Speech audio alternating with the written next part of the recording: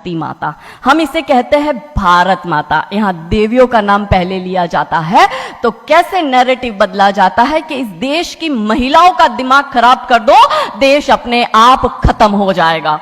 South Africa की एक बहुत बड़ी यूनिवर्सिटी में कहा गया था कि किसी भी देश को बर्बाद करने के लिए वहां पे बम, बारूद, गोला, असला दागने की, मिसाइल दागने की जरूरत है ही नहीं।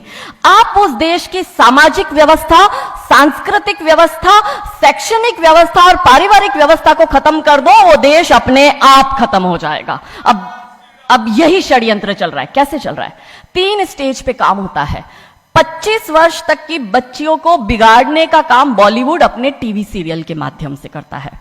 25 से 35 वर्ष की शादीशुदा महिलाओं का जीवन और उनके परिवार को बर्बाद करने का काम एकता कपूर जैसी महिलाएं अपने टीवी सीरियल के माध्यम से करती है। और जो नौकरी करती हुई बहन, बेटियां, महिलाएं हैं, जो कि वर्किंग विमेन हैं, उनका दिमाग खराब करने का काम ये ओटीटी प्लेटफॉर्म्स अपने वेब सीरीज के माध्यम से करता है। कैसे करता है, मैं संक्षिप्त में एक एक उदाहरण देकर आपके समक्ष रखूंगी। और बहुत जरूरी है कि जब हम तो एक साधारण व्यक्ति है, हम संसारिक जीवन में रहते हैं, लेकिन यहां पर जो उपस्थित हमारे संतगण है, महंतगण है, इनके बहुत बड़ा फॉलोअर्स ग्रुप रहता है, बहुत से लोग आते हैं, बहुत सी महिलाएं आती है। ये बात वहां तक पहुंचे क्योंकि वो यहां पर उपस्थित नहीं है, पर हमें पता है कि वीडियो के माध्यम से हमारे संत श्री, हमारे महंत श्री हमारी ये वाणी जो है उन तक पहुंचाएंगे कि कैसे करते हैं। ये एक फिल्म बनाते हैं, 25 वर्ष तक की बच्चियों को कैसे बिगाड़ना है। हिंदुओं के परिवारों को बिगाड़ने के, तोड़ने के षड्यंत्र चल रहे हैं। और सिर्फ एक हिंदू को नहीं खराब करना है, उसके पूरे के पूरे कुटुंब को बर्बाद कर देना है। तो एक भारत की महिला 2 परिवार को जोड़ती है, मायका पक्ष और ससुराल पक्ष। और हम कहते हैं कि भारत की परिवार व्यवस्था जो है वो मानवता की सबसे बड़ी देन है। तो इसी व्यवस्था को खत्म कर दो। कैसे कर दो? तो ये एक फिल्म बनाते हैं अतरंगी रे।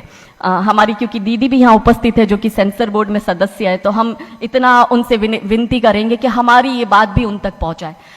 सिस्टमैटिकली ये फिल्मों में लड़की दिखाएंगे हिंदू की, लड़का दिखाएंगे मियाँ भाई का, और उसमें भी दिखाएंगे कि वो लड़का चाहे अनपढ़ हो, चाहे गवार हो, चाहे आतंकवादी हो, चाहे पंचर छाप हो, और वो हिंदू की लड़की चाहे कितनी पढ़ी लिखी हो, लेकिन उसका परिवार जो है वो रूढ़िवादी है, वो रिग्रेसिव है, और उसके सामने यदि वो घोड़ा भी चला रहा है, खच्चर टट्टू भी चला रहा है, तो वो बड़ा प्रोग्रेसिव है, वो बड़ा संस्कारी है।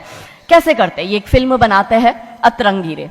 अतरंगी रे फिल्म में जो कि आज की युवा बच्चियों का लेटेस्ट क्रश है, सारा अली खान हीरोइन लेते हैं। हमारी युवा बच्ची इसको फॉलो करती है। उसमें यह दिखाते हैं कि सारा अली खान जो एक मुस्लिम लड़के के प्यार में पड़ जाती है और अपने परिवार से विरोध कर उनसे लड़ झगड़ कर ट्रेन में बैठकर वो भाग जाती है। उसी ट्रेन में एक संवाद होता है उस पिक्चर के हीरो का और उसी हीरोइन का।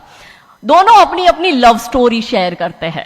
तो हीरोइन पूछती है हीरो को कि तुम्हारी लव स्टोरी बताओ। तो वो कहता है कि कल मेरी शादी होने वाली, और लव स्टोरी तो मेरी लव स्टोरी है कि मैंने बचपन से जिस लड़की से प्यार किया, जिसके साथ पढ़ाई की, जिसके साथ मैं बढ़ा हुआ, उसी लड़की से मेरी बचपन की मित्र जो मेरे समाज की है, जो मेरे गांव की है, उसके साथ ही मेरी शादी होने वाली है। तो वो हीरोइन कहती है अरे ये और कोई लव स्टोरी है? ये लव स्टोरी नहीं हो सकती। तो हीरो पूछता है तो फिर क्या हो सकती है लव स्टोरी? तो वो कहती है कि मैंने एक मुस्लिम लड़के से प्यार किया है, मैं ठाकुरों की लड़की हूं, पूरा समाज, पूरा घर, पूरा परिवार मेरे खिलाफ है, और मैं उन सबको ठोकर मारकर, उनकी भावनाओं को ठोकर मारकर अभी ट्रेन में बैठकर भाग रही हूं उस लड़के से शादी करने के लिए। और वो हीरोइन वहां पे डायलॉग देती है कि लव स्टोरी तो मेरी लव स्टोरी है कि मैं ठाकुर की लड़की और वो कतई मियां भाई, और ये है असली लव स्टोरी।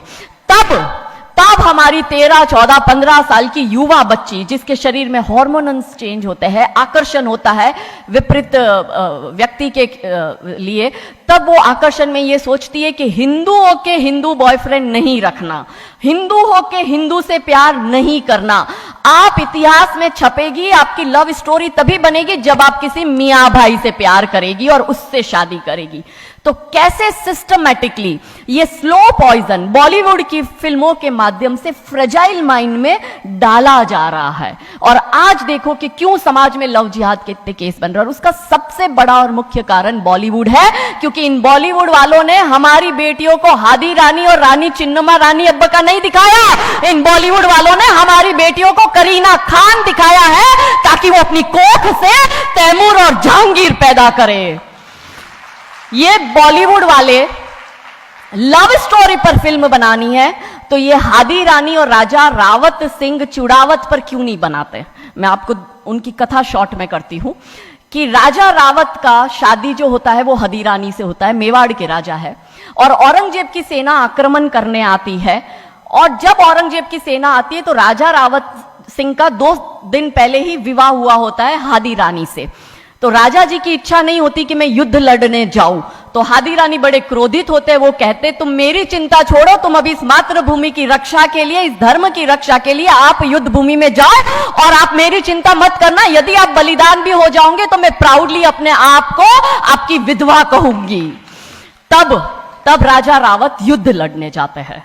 युद्ध भूमि में राजा रावत जी को हादी रानी की बहुत याद आती है, क्योंकि नई नई शादी हुई होती है तो नई बियाई दुल्हन को छोड़ के आए होते हैं, तो बहुत याद करते हैं। तो वो अपने दूत को कहते हैं, अभी सेना आने में समय होता है और युद्ध में भी समय होता है, तो वो कहते हैं अपने दूत को कि जा तू रानी सा के पास जा महल में और उनसे कहे कि राजा जी को आपकी बहुत याद आ रही है, आप अपनी कोई एक निशानी उनके लिए भेजो।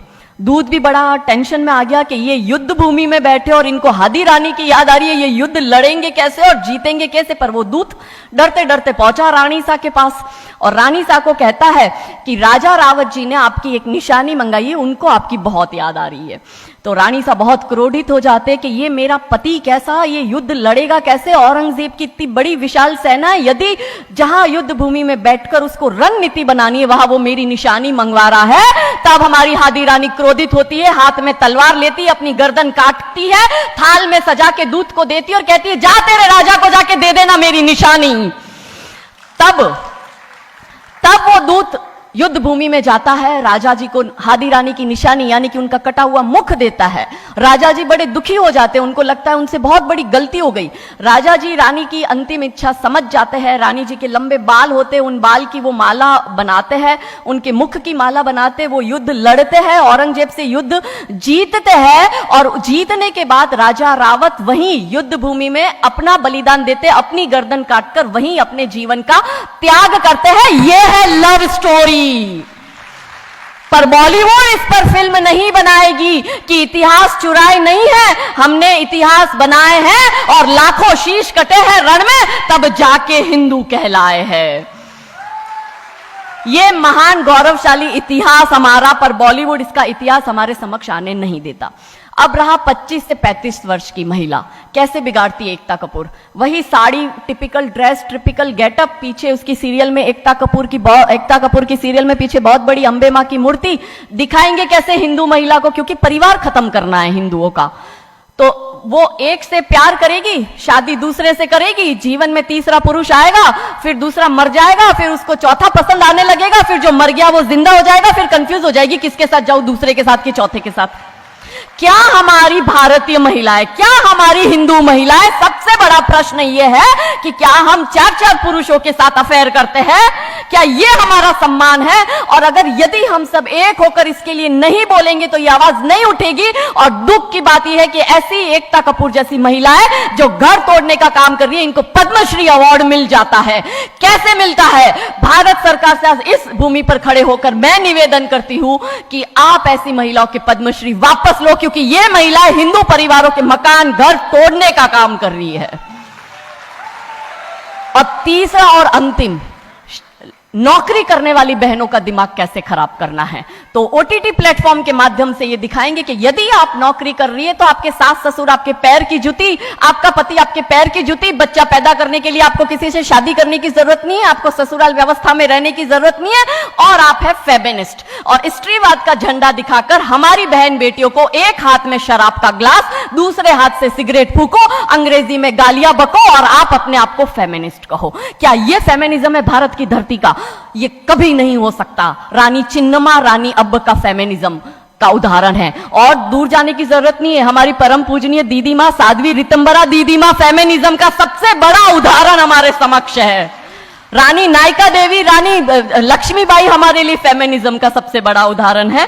तो यहां उपस्थित सभी महानुभावों से हम यही विनती करते हैं कि फिल्म के माध्यम से ड्रग्स, अश्लीलता और गाली गलौच, ये दिखाने के सिवाय कुछ नहीं होता। तो हम सब मिलकर एक साथ एक आवाज उठाए कि इन चीजों का बंद होना बहुत जरूरी है, क्योंकि आने वाली पीढ़ियों को बर्बाद करने का काम ये लोग अपने टीवी सीरियल और फिल्मों के माध्यम से कर रहे हैं। और क्योंकि शुरुआत भगवान राम जी के नाम से करी थी, तो अंत भी हम भगवान राम जी के नाम से करना चाहेंगे कि कौन है राम। राम जो है चेतना है, बिंदु है, बिंदु जिससे प्रस्फुटित है तेज, तेज जो कि इस समस्त सृष्टि की रचना की कल्पना का हेतु है। अनाम है, अनाम जो है पंक्ति में प्रथम, प्रथम है धर्म धैर्य का